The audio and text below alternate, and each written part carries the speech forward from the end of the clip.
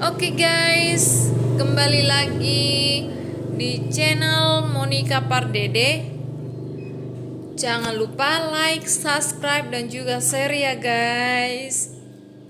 Baiklah, di sini saya akan menjelaskan sedikit teori belajar humanistik yang dikemukakan oleh Carl Rogers, yang dimana belajar adalah proses perubahan perilaku berkat pengalaman dan latihan, yang artinya tujuan belajar adalah perubahan tingkah laku baik yang menyangkut pengetahuan, keterampilan maupun sikap, bahkan meliputi segenap aspek organisme atau pribadi.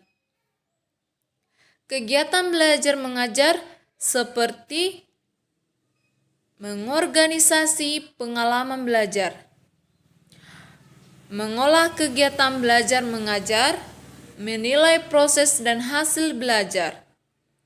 Semua termasuk tanggung jawab guru. Dengan demikian, semakin banyak usaha belajar itu dilakukan, maka semakin banyak dan baik perubahan yang diperoleh.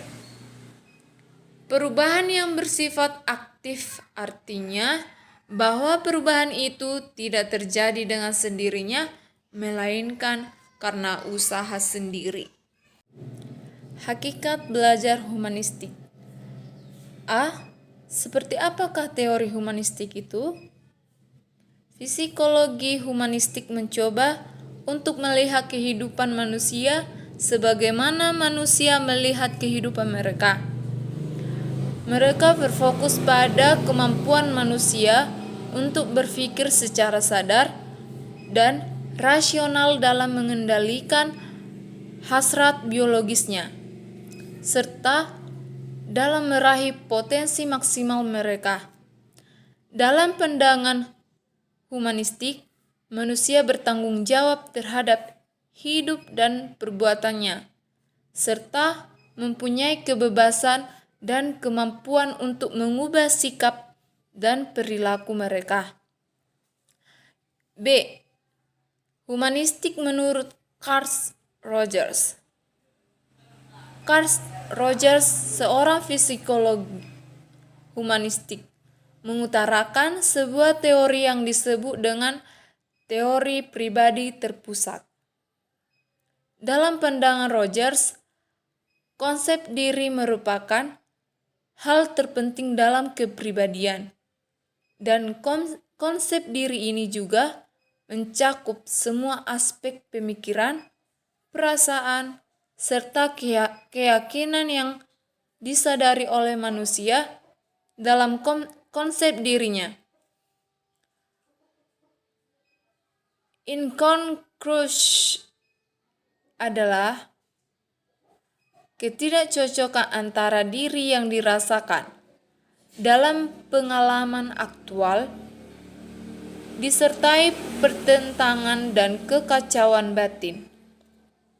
Seseorang dikatakan dalam keadaan inkongruensi jika beberapa dari totalitas pengalaman mereka tidak bisa diterima untuk mereka dan ditolak atau terdistorsi dalam citra diri. Adapun konsep-konsep tersebut antara lain: yang pertama, cukup layak atau harga diri, yaitu apa yang kita pikirkan tentang diri kita. Rogers percaya perasaan harga diri yang dikembangkan pada anak usia dini dan terbentuk dari interaksi anak dengan ibu dan ayah. 2. Citra diri, yaitu bagaimana kita melihat diri kita, yang penting untuk kesehatan psikologis yang baik. Citra diri termasuk pengaruh gambar tubuh kita pada kepribadian batin.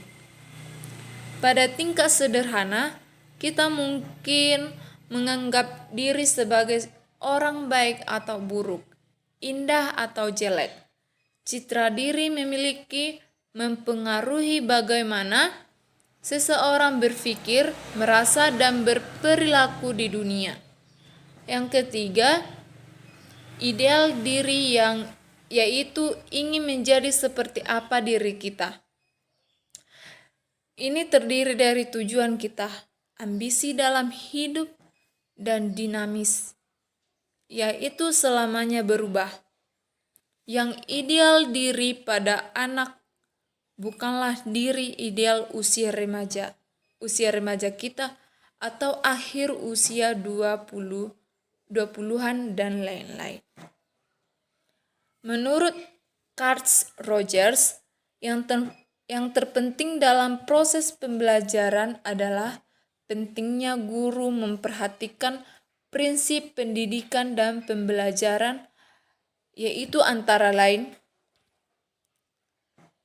yang pertama, menjadi manusia berarti memiliki kekuatan yang wajar untuk belajar. Yang kedua, siswa akan mempelajari hal-hal yang bermakna bagi dirinya. Yang ketiga, pengorganisasi bahan pengajaran berarti mengorganisasikan bahan dan ide baru sebagai bagian yang bermakna bagi siswa. Yang keempat, belajar yang bermakna dalam masyarakat modern berarti belajar tentang proses. Yang kelima, belajar yang optimal akan terjadi bila siswa berpartisipasi secara bertanggung jawab dalam proses belajar.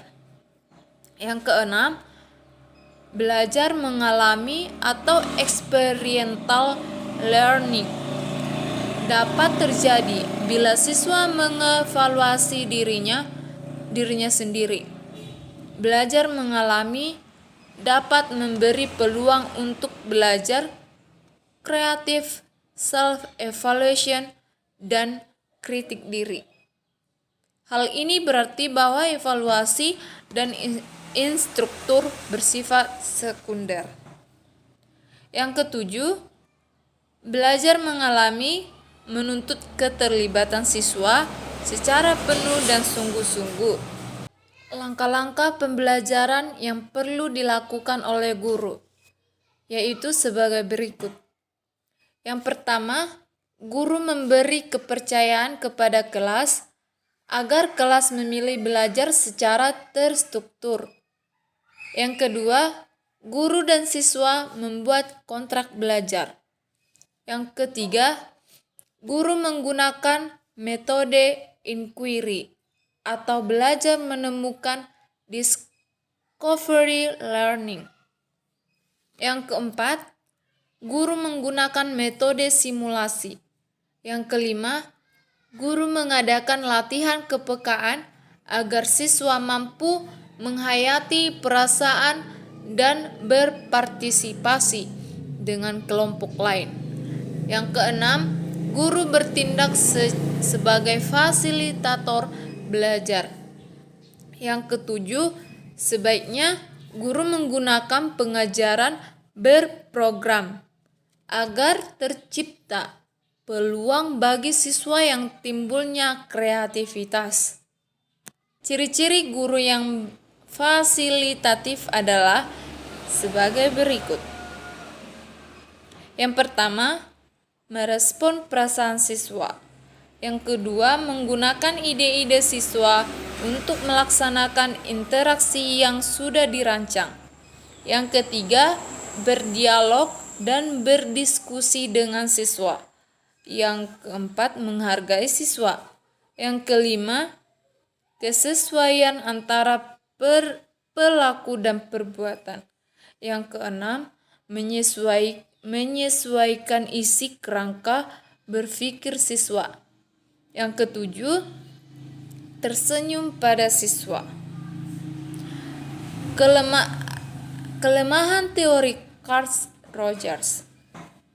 Kelemahan atau kekurangan pandangan Rogers terletak pada perhatiannya yang semata-mata melihat kehidupan diri sendiri dan bukan pada bantuan untuk pertumbuhan serta perkembangan orang lain.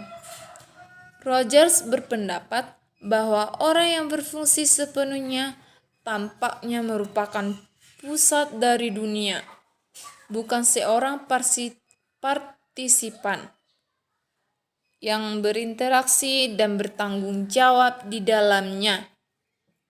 Selain itu, gagasan bahwa seseorang harus dapat memberikan respons secara realistis terhadap dunia sekitarnya masih sangat sulit diterima.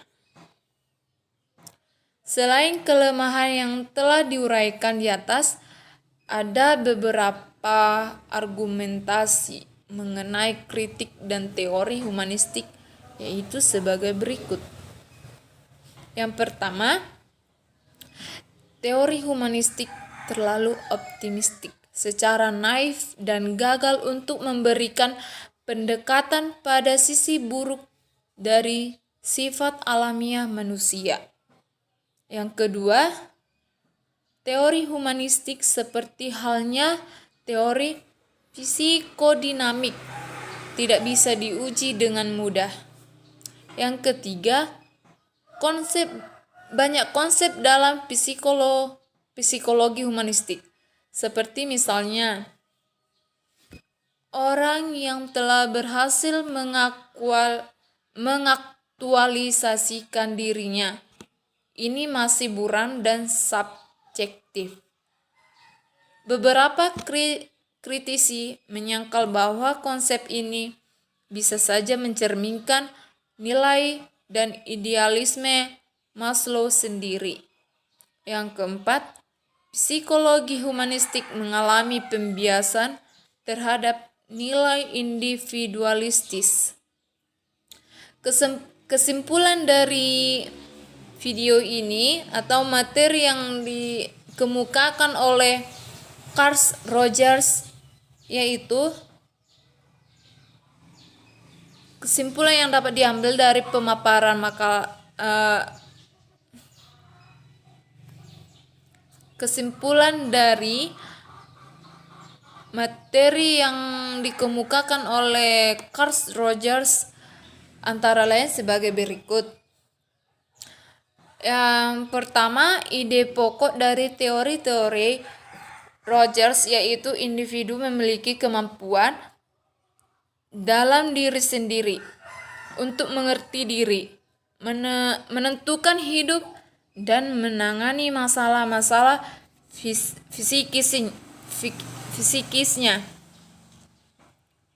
Asalkan konselor menciptakan kondisi yang dapat mempermudah perkembangan individu untuk aktualisasi diri. Yang kedua, pembelajaran berdasarkan teori humanistik ini cocok diterapkan untuk materi-materi pembelajaran yang bersifat pembentukan kepribadian, hati nurani, perubahan sikap, dan analisis terhadap fenomena sosial. Yang ketiga, kelemahan atau kekurangan pandangan Rogers terletak pada perhatiannya yang semata-mata melihat kehidupan diri sendiri dan bukan pada bantuan untuk pertumbuhan serta perkembangan orang lain. Gagasan bahwa seseorang harus dapat memberikan respon secara realistis terhadap dunia sekitarnya masih sangat sulit diterima, dan Rogers juga mengabaikan aspek-aspek sadar dalam tingkah laku manusia.